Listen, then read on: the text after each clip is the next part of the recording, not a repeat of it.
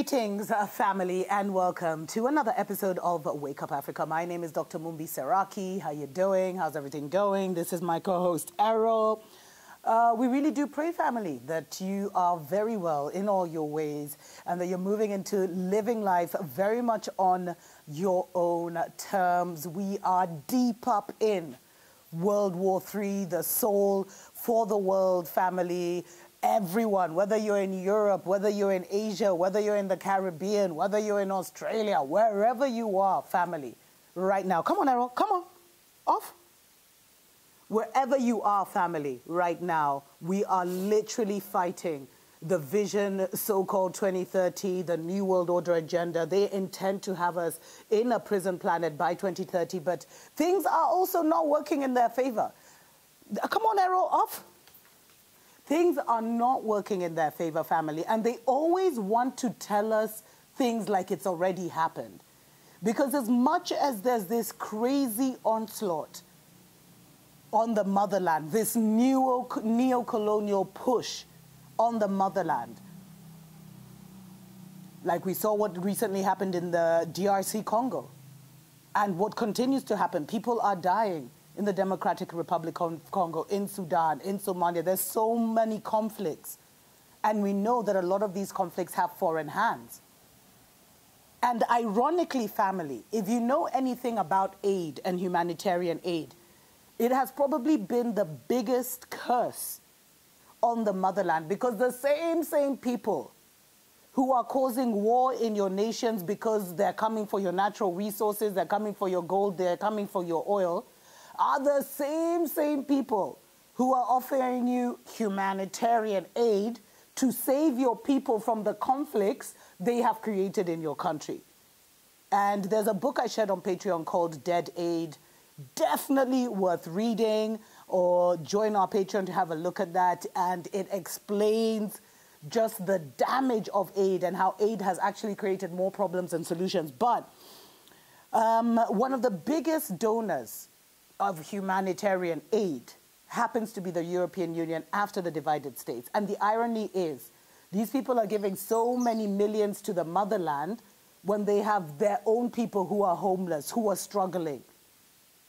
And so it's just a narrative mind F, family. But get this. So donors from the European Union have actually cited pressure from a string of crises, especially in the Horn of Africa.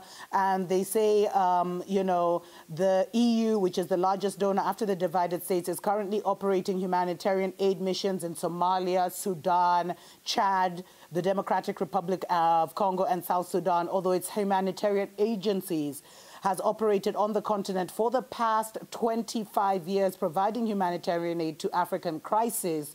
But now things are changing because the money is reducing and the conflicts rise and natural calamities are rising. So they talk about how last year the European Union gave Somalia something like $100 million to manage that crisis, but this year they've only been able to give them like 40 million, and they're struggling to find funds and then this stuff. And they said, you know, for us, there's no such thing as a forgotten crisis. We remain engaged everywhere. And you say, but we feel the pressure as well. The budget for humanitarian needs is slowly going down worldwide, and we're desperately seeking new donors. However, there aren't many takers. I'm telling you, once there's no aid, then this whole world is a stage, and this whole fake theater we've been in will really start to show and manifest itself, family. How can the same people who are causing the conflict in your nation because they want your uranium for free, they want your coltan, and, you know, recently the Democratic Republic of Congo President, Tshisekedi, he actually came out and he said, all your phones have the blood of the Congolese on them. But when you see this collapse in family, because a lot of people in Africa, it's like we're not aware, well, Europe isn't broadcasting it, but Europe and the divided states are going into a recession. They literally need to revive and resurrect themselves, which is why we saw Charles coming to Kenya, which is why we saw Ruto going to the divided states. There's all these natural resources that they kept in nations like Kenya and other so-called colonies, in our national reserves, like our national parks where they said they were protecting the animals, that they knew they'd be coming for now.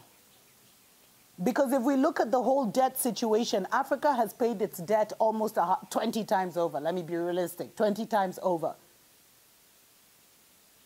But they want to try and get us back into this cycle so that they can get our natural resources. But at the same time, because the face of this, there's this humanitarian face, like it's only Europe who will help us, it's only Europe who sends food to these people, it's only Europe who does this and that. They need that for their PR and marketing. And so when you see this dwindling, because a lot of the goodwill that Babylon has in Africa is because of this so-called humanitarian aid. So a lot of Africans, because they've been put, and because of engineered poverty and all these other things that put them in such a desperate situation, they're so used to seeing the Mzungu as the savior, because the Mzungu is the one who's bringing you the food, the Mzungu is the one who's bringing you the water, whether it's poison or not.